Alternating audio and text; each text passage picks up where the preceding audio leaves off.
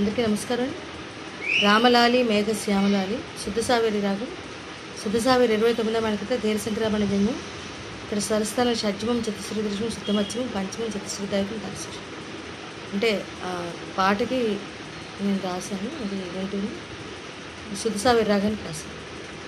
రామలాలి మేఘశ్యామలాలి పాప పాత దాస దాప పదప మరి తామరస నయన రేత పద దసద దశరథ తనయలాలి దప మమ పద పాప రామలాలి మేఘశ్యామలాలి తామరస నయన దశరథ తనయలాలి.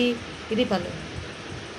పల్లవి ఫస్ట్ చరణానికి పాప పదస రామలాలి రామలాలి తాప పదప మరి పాప పదస రామలాలి రామలాలి తాప పాప.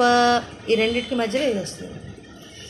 అజ్జవదన ఆటలాడి అలసినావురా దస సస దాస సాస దద సరి మరి సదా బొజ్జలోపలరిగేదాక దాసరి మరి సదదాద నిదర పోవురా దద పప పప.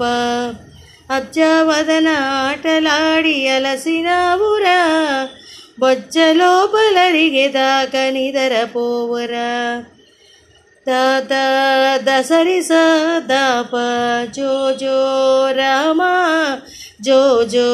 మళ్ళీ ఈ చరణానికి మధ్యలో ఇది వస్తుంది.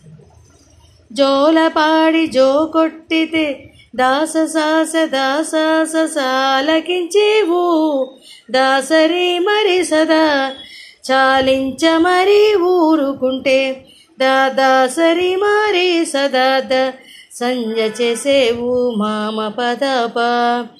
జోలపాడి జో కొట్టితే ఆలకించేవు చాలించ మరి ఊరుకుంటే సంజ చేసేవు. రామలాలి రామలాలి రామలాలి రామలాలి